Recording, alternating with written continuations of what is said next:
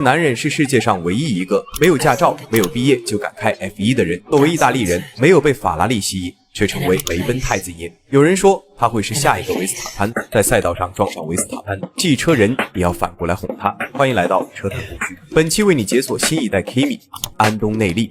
2025年6月29日 ，F1 奥地利大奖赛，安东内利在第一圈撞车维斯塔潘，导致两人双双退赛。面对脾气火爆的塔炮，安东内利连连道歉，连头盔都不敢摘下。毕竟，如果换作队友拉塞尔，汽车人恐怕会跟他拼命。但维斯塔潘看着眼前刚满18岁的少年，也只能反过来轻声安慰他，毕竟他还只是个孩子啊。然而，就是这个尚显稚嫩的孩子，却是梅奔计划来取代他的超级天才。06年出生的他，9岁就斩获卡丁车冠军，13岁就被梅奔看中，将其纳入青训计划。有人说，这是梅奔错过维斯塔潘后的创伤应激，看谁都像下一个塔炮，可能够对标当时第一人，同样也需要顶级天赋。安东内利无疑就是少年天才中最亮眼的存在。14岁横扫欧洲卡丁车赛道，15岁进军方程式赛车，首秀就以亚军身份登上领奖台。由于驾驶风格激进大胆，安东内利的比赛往往事故频发，意大利 F4 首秀就撞车退赛，但依旧靠着绝对实力后来居上，提前锁定赛事冠军。17岁参加区域方程式比赛，再次双冠加身。在23赛季的 F2 季末测试中，17岁的安东内利速度不输一众 F2 顶尖车手，期待天才久矣的梅奔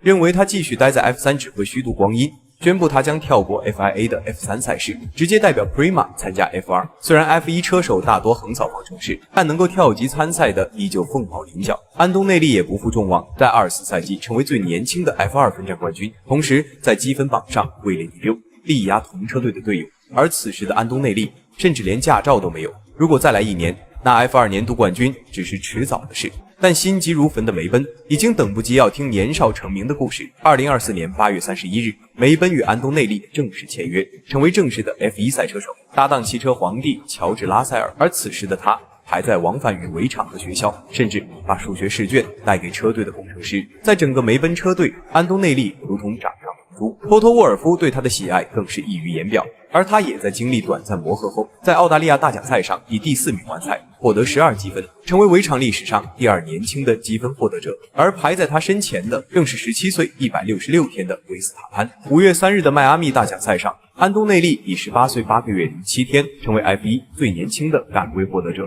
1个月之后，他在加拿大站首次登上领奖台，站在了维斯塔潘的身边。然而，前进的道路并不会一帆风顺。他在最近的比赛中事故频发，前翼新规、引擎故障、赛场追尾，一系列问题让年轻的安东内利无所适从。但这也是少年天才正以惊人的速度改写 F1 的历史。他不仅是梅赛德斯奔驰青训体系中最耀眼的未来之星，更是围场中最年轻的杆位获得者。